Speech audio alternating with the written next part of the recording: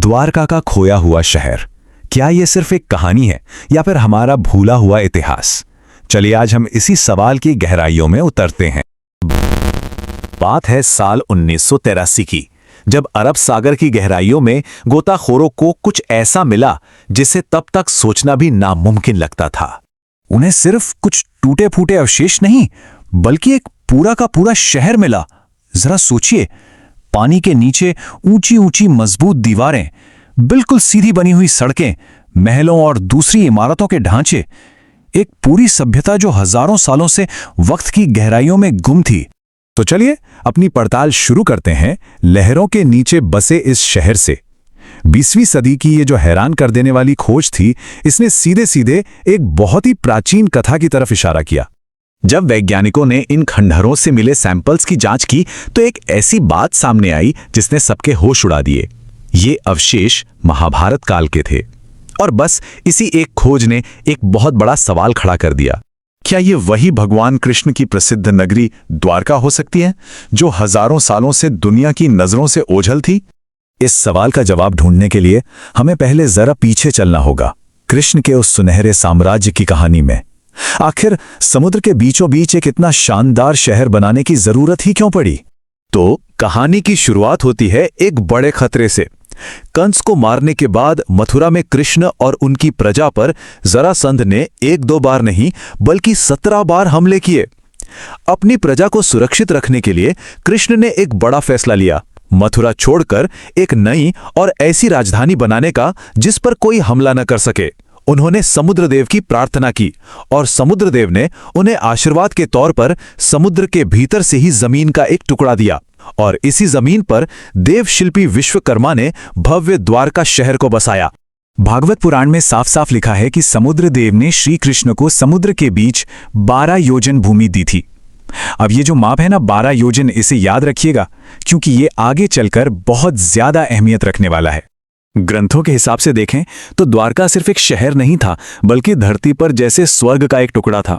एक perfectly planned शहर जहां के महल सोने से चमकते थे। सोचिए, बड़े बड़े दरवाजे, चौड़ी चौड़ी सड़कें, हरे भरे बगीचे और इन सब के बीचों बीच श्री कृष्ण का अपना आलीशान महल।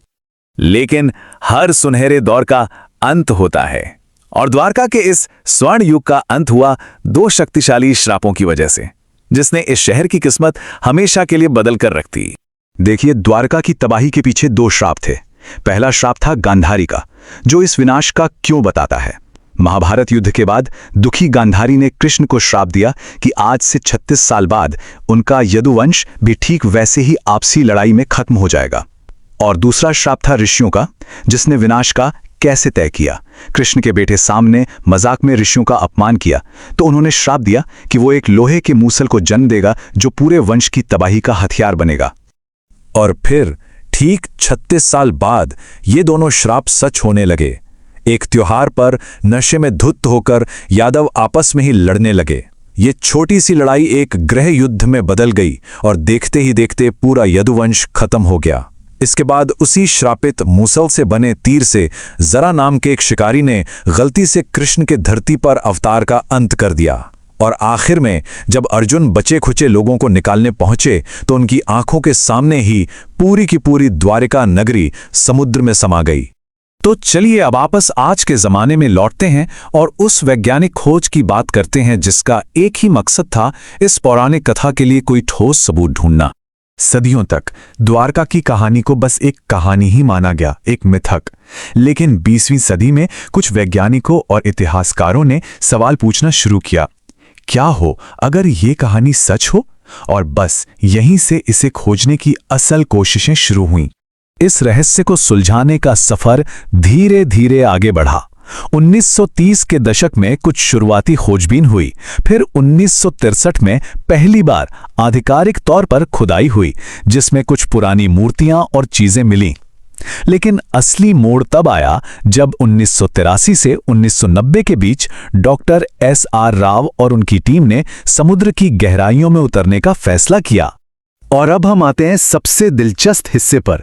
जो चीजें समंदर की गहराइयों में मिली, उनकी तुलना ग्रंथों में लिखी बातों से करना, क्या वो एक दूसरे से मेल खाती हैं? सबूतों पर बात करने से पहले एक वैज्ञानिक तरीके को समझना जरूरी है। कार्बन डेटिंग, आसान भाषा में कहें तो ये किसी भी पुरानी चीज की उम्र पता लगाने का एक तरीका है, उसके अंदर मौजूद कार्बन को मापकर। ये एक तरह से उस चीज का बर्थ सर्टिफिकेट निकालने जैसा है। तो जब पानी के नीचे मिले उस शहर के पत्थरों की कार्बन डेटिंग की गई तो नतीजा आया लगभग 3126 ईसा पूर्व का।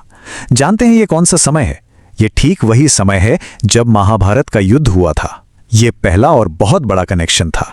12 योजन, याद आया ये नंबर, हमने पहले इसका जिक्र किया था।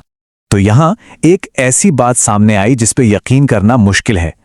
जब पुरातत्वविदों ने पानी के नीचे मिले शहर के खंडरों का क्षेत्रफल मापा तो वो ठीक 12 योजन के बराबर निकला, ठीक उतना ही जितना ग्रंथों में लिखा है कि समुद्रदेव ने कृष्ण को दिया था। तो चलिए अब कहानी और खोज को आमने सामने रखते हैं। कहानी कहती है कि ये एक मजबूत किलेबंद शहर था और खोज में शहर की मजबूत दीवारों के खंडर मिले। कहानी कहती है कि ये द्वापर युग में बना और कार्बन डेटिंग भी उसी समय की ओर इशारा करती है। इसे एक बड़ा बंदरगाह बताया गया और समुद्र में हजारों साल पुराने पत्थर के लंगर मिले। और सबसे बड़ी बात, कहानी कहती है कि ये शहर समुद्र में डूब गया और ये शहर मिला भी अरब सागर की गहराइयों में ही। और हाँ, ये खोज अभी खत्म नहीं हुई है। भारतीय पुरातत्व सर्वेक्षण यानी आर्कियोलॉजिकल सर्वे ऑफ इंडिया आज भी वहां काम कर रहा है और कौन जाने भविष्य में अभी और कितने रहस्य सामने आने वाले हैं। तो अंत में ये सब हमें एक सवाल के साथ छोड़ जाता है, ऐसी और कितनी पौराणिक कथाएं हैं जिन्हें हम सिर्फ कहानी समझते हैं, जबकि वो असल में ऐसा इतिहास है जिसे हमने अब तक खोजा नहीं है।